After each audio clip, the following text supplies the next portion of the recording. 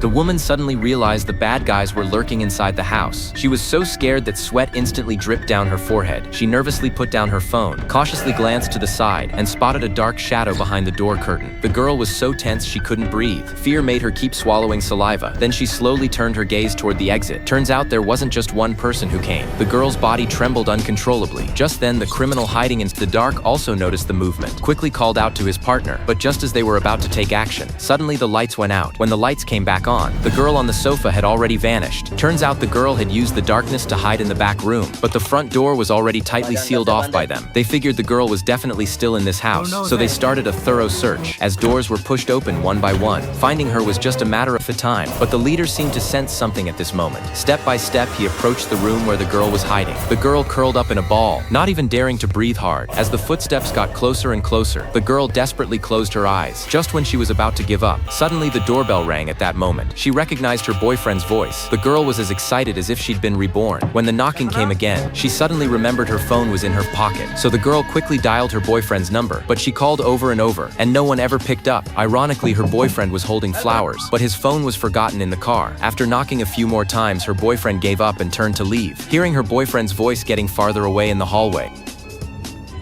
the girl was completely devastated. The criminals heard no more sounds outside the door and sped up their search too. The girl refused to just sit there waiting to die and looked out the window again, getting ready to check the situation outside. But then the man suddenly turned around. He seemed to sense something and walked straight over.